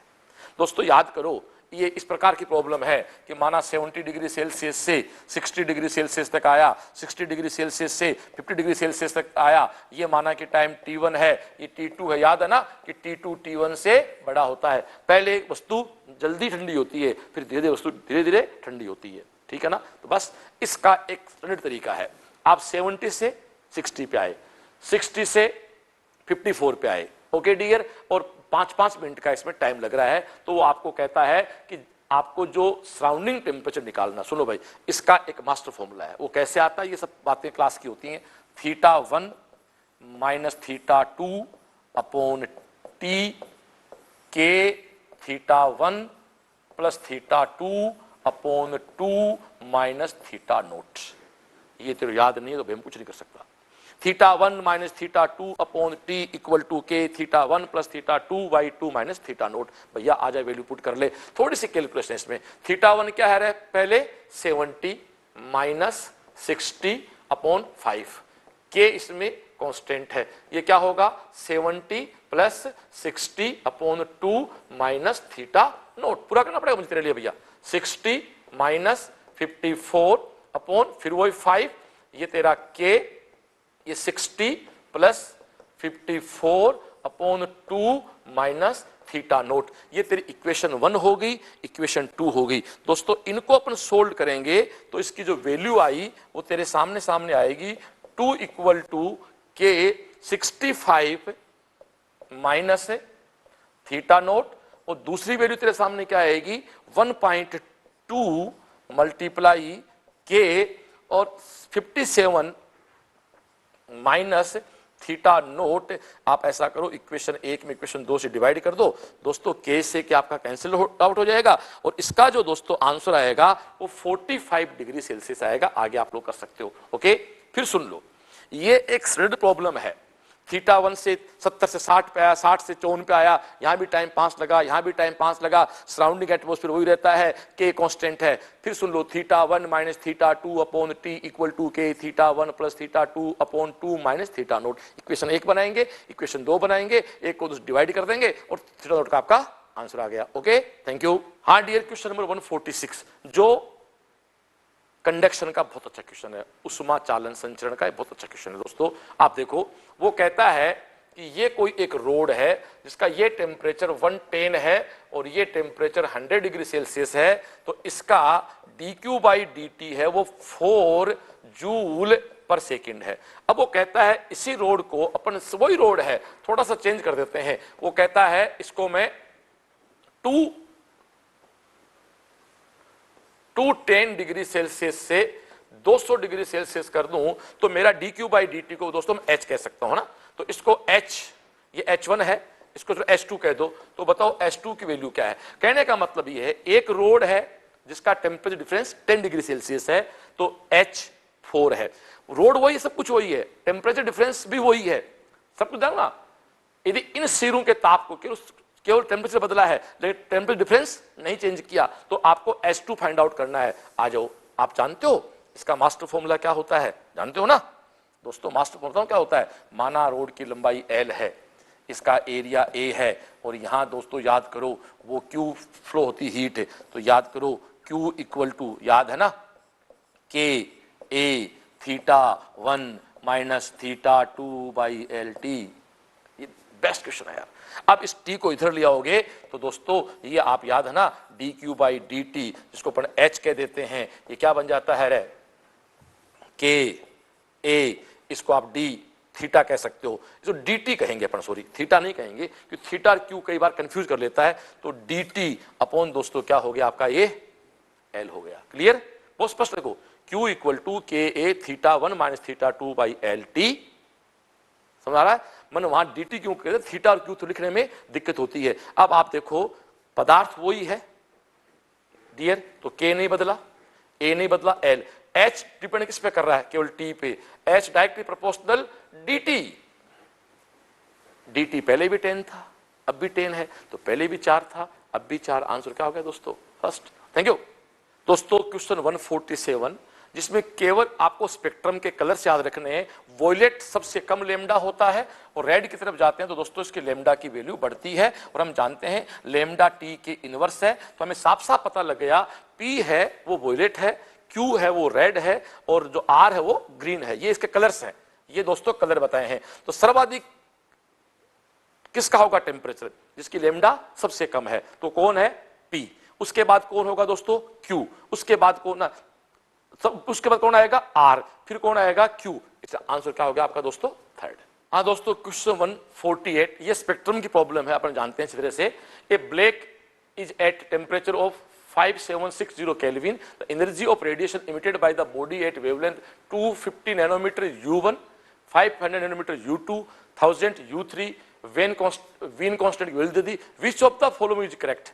इसमें से आपको दोस्तों रिलेशन बताने होते हैं कि रिलेशन क्या है। तो इसका एक तरीका होता है, जो टेम्परेचर आपको देता है ना, उसका आप ऐसा करो, लेमडा निकाल लो। लेमडा इक्वल टू आप दोस्तों जानते हो B बाई T हो जाता है। तो B क्या है? दे रखा अगले ने 2.88 10 टू पावर 6। T कितना है? 5760। इसको दोस्तों मुझे कैलकुलेट करूंगा तो आपका समझ जाता हूं मैं। इसको कैलकुलेट करने पे मेरा आंसर आएगा 500 नैनोमीटर। ओके, ये मेरा लेमडा मैक्सिमम हो गया बस। तो ये तो मेरा मैक्सिमम है, इसके नीचे इधर भी कम है, उधर भी कम है। तो 500 नैनोमीटर कौन है देखो जरा। तो दोस्तों U2 कौन है? 500। तो U2 पीक पे है, U1 भी कम है और U3 भी कम है। तो बड़ा कौन है? U2। U2 U1 से बड़ा है, सबसे बड़ा। आपका आंसर हो गया दोस्तों 148 का 3। ये वास्तव में बहुत अच्छी प्रॉब्लम है। ठीक है डियर, आप देखो इसमें करो बनता है ऐसे, याद है ना, ऐसे करो बनता है। तो यहां पर मैक्सिमम है, इधर भी कम होगा, इधर भी कम होगा। इसमें जो टेम्परेचर दिया है ना, उसको लेमडा मैक्सिमम बराबर B/T से कर लो कैलकुलेट। Okay, thank you. हाँ तो डियर, ये एक टोटली थ्योरी बेस्ड क्वेश्चन है, जो क्या कहता है, two identical bodies are made of a material for which the heat capacity increases with temperature. दो बिल्कुल एक जैसे बॉडी है, बट एक प्रॉब्लम दे रही इसमें।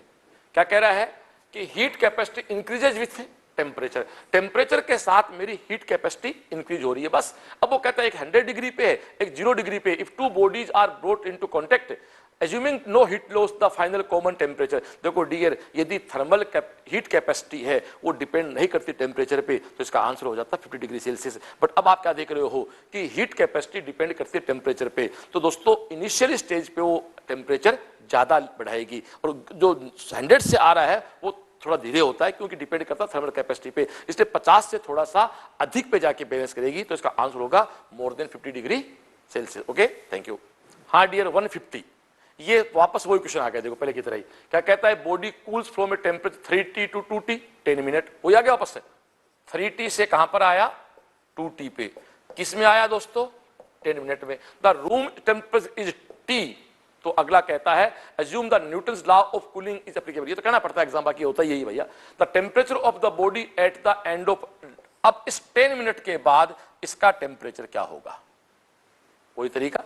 आ जाओ। 3T minus 2T upon 10 equal to K 3t plus 2t by 2 minus T.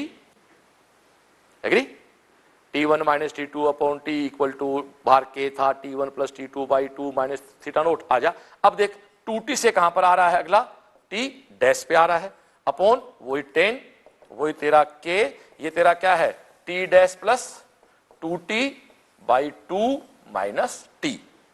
दोस्तों इसको सोल्व करेंगे, इसको बिल्कुल इक्वेशन 1 बनाएंगे, इक्वेशन 2 बनाएंगे, और इसका जब हम सॉल्यूशन करेंगे तो इसका आंसर आएगा 3/2t। तो मैं नहीं मानता इसमें टाइम वेस्ट किया जाए अपना, मेन बात यहीं तक थी। 3t माइनस 2t अपॉन 10 के 3t plus 2t by 2 minus T. अगला खुद कहता टी सराउंडिंग टेम्परेचर है, फिर क्या है 2t minus T dash upon 10 equal to K 2t plus T dash by 2 minus T. थोड़ा गुणा भाग खुद भी करें भाई यार। Okay, thank you. हाँ डियर, क्वेश्चन 151।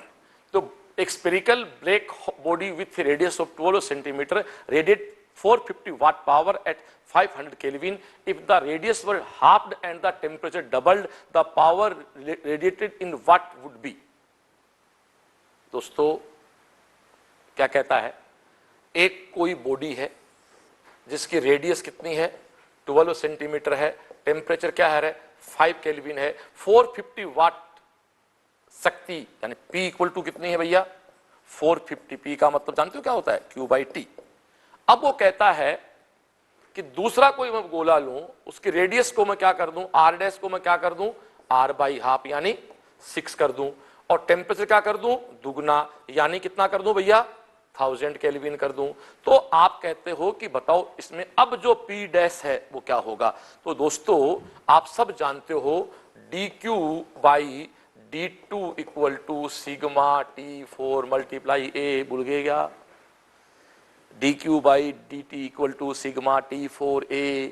तो आप जानते हो सिग्मा तो कांस्टेंट है, dq बाई dt को p कह सकते हो, a क्या होता है पाई आर स्क्वायर। तो हम यदि इस फॉर्मूले को इस प्रकार से चेंज करें, अब इतना समझ गए आप लोग यार कि p1 upon p2 equal to t1 by T2 का whole 4 upon R1 by R2 का स्क्वायर। बस T1 क्या है भैया 500, T2 क्या है 1000, इसकी पावर क्या है 4, R1 क्या है डियर 12, R2 तेरा क्या कर दिया मैंने इसका आधा कर दिया, आधा कर दिया, इसका मतलब मैंने क्या कर लिया 6 कर लिया। ये दोस्तों तेरा 2, ये तेरा 1/2 की पावर 4 मल्टीप्लाई 2 की पावर 2, ये तो जानता है 2 4 8 16, तो ये 1/16 मल्टीप्लाई 4 1/4 आंसर आ गया भाई इसका। 1/4 आंसर का मतलब क्या हो गया दोस्तों, तो P1 बट्टे P2 बाई 1/4, तो P2 इक्वल टू 4P1, तो 4P1 का मतलब 450 को 4 से मल्टीप्लाई कर, इसका आंसर क्या हो गया 1800। दोस्तों 151 का आंसर क्या हो गया 1800। दोस्तों इस क्वेश्चन पे जाने से पहले मैं आपको किसी वायर का पहले आर निकाल के बताऊं, आर इलेक्ट्रिक। आप जानते हो आर इलेक्ट्रिक क्या होता है, याद है ना, आर इलेक्ट्रिक होता है रो एल अपॉन ए। एल इसकी लेंथ होती है, ए इसका एरिया होता है, और रो इसकी रेजिस्टिविटी होती है। सेम कहानी इसके साथ होती है दोस्तों, यहां इसको बोलते हैं बट आर थर्मल, तो एल की जगह एल आएगा, रो की जगह यहां नीचे के आ जाता है और ये ए हो जाता है, क्योंकि यहां अपन कंडक्टिविटी काम ले रहे हैं, रो कौन है रेजिस्टिविटी, बस यहां का चीज का। ये दोस्तों इलेक्ट्रिक रेजिस्टेंस है, वो थर्मल रेजिस्टेंस है। अब आप जानते हो कि दो वायर जब पैरेलल होते हैं जोड़ते हैं तो 1/r इक्वल टू क्या होता है 1/r1 प्लस 1/r2। यहां सेम कहानी दोस्तों अध्ययन कर दी, ठीक है डियर। बस आपको इसकी कंबाइंड कंडक्टिविटी निकालनी है, तो आप खुद देख रहे हैं 1/r equal to 1/r1 plus 1/r2। r तेरे सामने क्या होता है LK/A, तो मैं थोड़ा कर दूं, अब ये कंबाइंड है तो कंबाइंड का दोस्तों 1/r, तो L रहेगा, ऊपर लेके आओ नया K हो गया, K के क्या आएगा 2 आएगा। दोस्तों 1/r है ना, तो L नीचे है, K ऊपर जाएगा, K रिजल्टेंट है, A आप जानते हो डबल हो गया। बस ऐसे ही फिर ये K1A L1 है, ये आपका क्या हो जाएगा K2A दोस्तों L हो जाएगा। तो आपके सामने सामने ये बिल्कुल स्पष्ट रूप से हो गया K equal to K1 plus K2/2 और दोस्तों इसका आंसर आ गया 4। बहुत इजी है, यदि आप इसको वहां से कंपेयर करते हो ना तो बहुत आसान है। ओके दोस्तों 153 हीट वाले पार्ट का आखिरी क्वेश्चन है। हम दोस्तों हीट में स्टार्ट हुए थे मेरी सीक्वेंस में 129 से लेके 153 तक, यानी एक बड़ा पार्ट आज हम फिनिश करने जा रहे हैं और यहां से मान के चलना 45 में से कम 4 से 5 क्वेश्चन आते हैं आएंगे। क्या कहता है, the power radiated by a black body is P and it radiates maximum energy at wavelength lambda naught. If the temperature of the black body is now changed so that its radiate maximum energy at wavelength is 3/4 lambda naught, the power radiated by the becomes in Np, the value of N। देखो इसका अर्थ क्या सुनो क्या है, वो कहता कोई एक ब्लैक बॉडी है। आप क्वेश्चन को पढ़ना सीखो, लास्ट क्वेश्चन आज की क्लास का बड़े प्यार से करते हैं। ये कोई ब्लैक बॉडी है दोस्तों, माना इसका टेम्परेचर T है, तो इससे जो रिलेटेड लेमडा है वो लेमडा नोट है और पावर P है। ठीक है, अब वो कहता वो बॉडी है, अब इसका मैं टेम्परेचर चेंज कर दूं, T डैश कर दूं, तो इसमें जो मेरी लेमडा डैश आई वो मेरी 3/4 लेमडा नोट हो जाती है। तो मेरा यहां पर P डैश क्या है, स्पष्ट है ना। एक कृष्णिका है, पावर P है, लेमडा नोट है, अधिकतम मैक्सिमम है, तो विन का विस्थापन आ जाएगा। कृष्णिका बॉडी का ताप चेंज कर दिया तो मेरे लेमडा मैक्सिमम ये हो गया।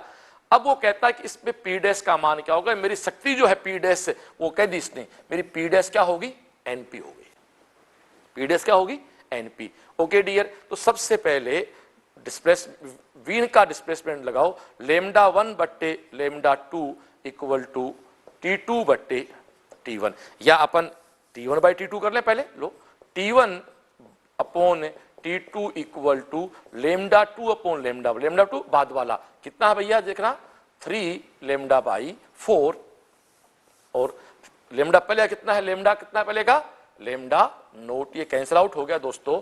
तो T1/T2 इक्वल टू 3/4 आ गया, बोलो हाँ या ना।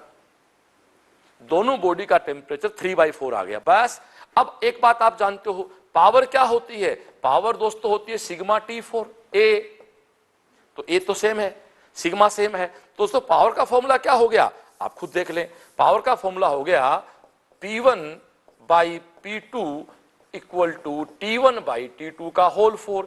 T1 क्या है, तो दोस्तों ये 3/4 का होल 4। ओके डियर, अब आप थोड़ा सा और मॉडिफाई करें, P1 यदि P है तो P2 क्या है, NP, तो NP की वैल्यू है 3/4 की पावर 4। तो दोस्तों P से P कैंसिल आउट हो गया, आपको इसकी N की वैल्यू फाइंड आउट करनी है। तो N का मान क्या होगा, तो N का दोस्तों उधर लेके जाओ तो ये 4/3 की पावर 4 होगी। अब 4/3 की पावर 4 आप निकाल लो, 4, 16, 64, 256 ऐसा ऑब्जेक्ट दोस्तों मेरे क्या है, फर्स्ट ही है। तो दोस्तों आपका आंसर 1 हो गया। Okay dear, thank you. हाँ दोस्तों, आज 10 अप्रैल 2020 को हमने heat, KTG, thermo, heat transfer, इन पे 41 क्वेश्चन अटेम्प्ट की, आज सोल्व किए। बात सुनो, 360 क्वेश्चन, यानी 2013 से लेके 2019 तक के 8 पेपर, बीच में एक बार एग्जाम दोबारा हुआ है, 8 पेपर में कितने क्वेश्चन आए दोस्तों, 40 राउंड फिगर में। पहले एक पेपर में एवरेज 5 क्वेश्चन आते हैं यहां से, और करीब करीब क्वेश्चन की थ्योरी लपेटने की मैंने कोशिश की है। तो आज 10 अप्रैल 2020 है, हम लोग दोस्तों एग्जैक्ट लगे थे करीब 9:30-10 बजे के आसपास, हमें 2-2:30 बज गए। अब हमारे सुशील जी इसको अपलोड कर देंगे और आज 10 अप्रैल को ठीक 5 बजे आपको अपलोड होने जा रहा है। और इन सारे क्वेश्चन 40 या 41 क्वेश्चन जो बोर्ड पे किए हैं, प्लीज इनको समझ लो, ढंग से कर लो, आसपास की थ्योरी देख लो। और ये पूरा वीडियो देखने के बाद फिर आपको डाउट हो तो मेरा मोबाइल नंबर 9928738888 पे व्हाट्सअप कर दें, मैसेज कर दें, बात कर सकते हैं। और 6:30 बजे हम डेली आपसे दोस्तों मिलने आ रहे हैं 14 अप्रैल तक, जब तक लॉकडाउन है तब तक डेली बात करते हैं। 14 अप्रैल के बाद सरकार क्या चाहती है, सरकार क्या कहती है, सरकार के क्या आदेश होते हैं, उसकी पालना में करनी दोस्तों। ओके, थैंक यू, जय श्री।